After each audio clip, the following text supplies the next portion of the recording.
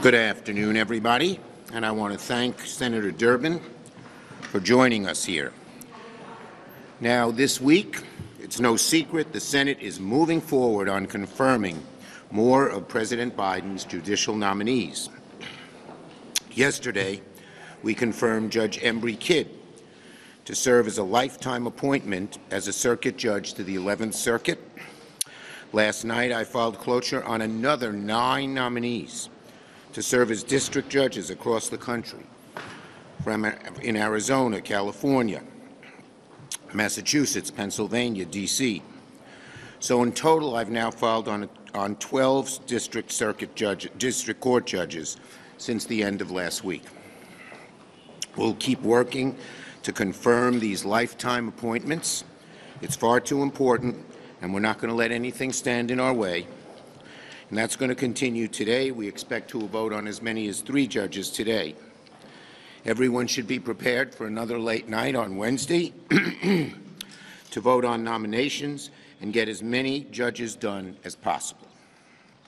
I'm very proud of the judges we've confirmed over the last 4 years, all of which have been highly qualified individuals. Together, they represent a wide range of experiences and areas of expertise. For 4 years, we've expanded the sort of backgrounds and resumes that make for a qualified nominee to the federal bench. We've not only confirmed more women and people of color, but we have judges in different backgrounds, not just prosecutors and fancy partners in big law firms, but people in consumer protection and civil rights and voting rights. All of these individuals are highly qualified on their own merits, but their broad range of backgrounds, experiences, is an additional asset to the bench and, in turn, to our country. But we're not done yet. There are more judges to confirm. We'll spend the rest of the week and the rest of the year focused on confirming them.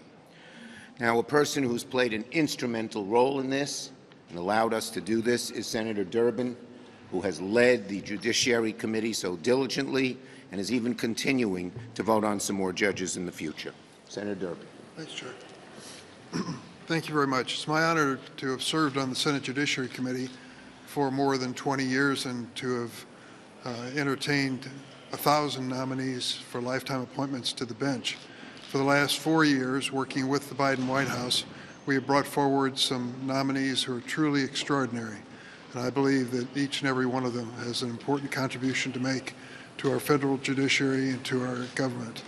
I want to thank President Biden as well as the White House for the quality of nominees that we have received. Now, the committee has diligently considered each of these nominees. We've had good days and bad days when it came to reviewing their backgrounds. I think the best day of all was Ketanji Brown Jackson and her ascension to the Supreme Court. She truly was a pillar of strength through the nomination hearing and has been an extraordinary jurist on the court. We've had other moments which were less edifying on the committee, but I'm going to put those in the past and look to the future. Here's the story I hope you'll take. 90% of the judges that we are considering on the floor of the Senate, and I hope we'll be considering before the end of this session, were bipartisan. There was support from the Republican side on 90% of them, including 3/4 of the nominees for the appellate court. It's been a hallmark of this administration working with the Judiciary Committee to try to find common ground. Many of these judges are judges from red states, where the senators actually sat down with the White House and worked out differences. I think that is in the best spirit and the best history of this committee as well. We have other work to do, but I'm really proud of the fact that the Judiciary Committee, on a bipartisan basis, has met its constitutional responsibility. Questions? Yes, ma'am. I was wondering if you could give us your post-game analysis of why Democrats lost this election, particularly maybe in the Senate, but also what needs to change before the next election. Okay. Well, look, first, I said to my caucus, and I've said to so many others, this election was a loss, but it's also a challenge. And we Democrats are busy looking at what we did right. We did a whole lot of things right. None of you were predicting, or many of you were predicting the opposite. We'd lose 5, 6, 7 seats. It's a tough map. It's hard to win when the presidential, against the presidential tide. And the only person since the post-Obama era, when things were polarized, who won a Senate seat when her presidential candidate lost was Susan Collins. We did 4 of them. We did a lot right. And a lot of what we did right was focusing on economic issues, focusing on implementing the great things that we did in 21 and 22. Now, we also did a lot of things wrong, and we're going to look in the mirror and analyze those. There are also some things that we didn't do that we should have done.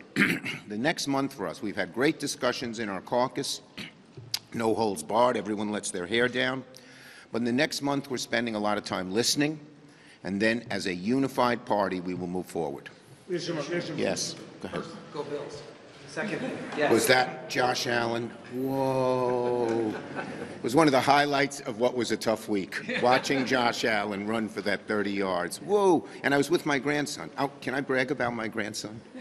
I shouldn't do this. While we were watching the game, we were playing, my son-in-law and I were playing spelling bee. Now, he's 5. You know how spelling bee works? He got a word. He said, nibble is a word. And I said, N-I-B-B-L-E. Thank you, everybody. Go ahead. Hey, my question, sir.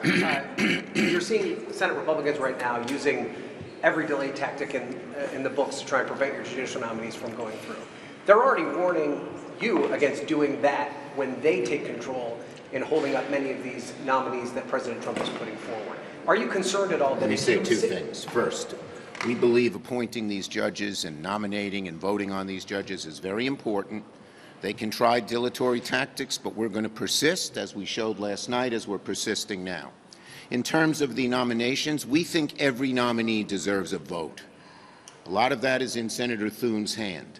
And it'll be very important to see whether he stands by what we've had in America for hundreds of years, the Senate advise and consent.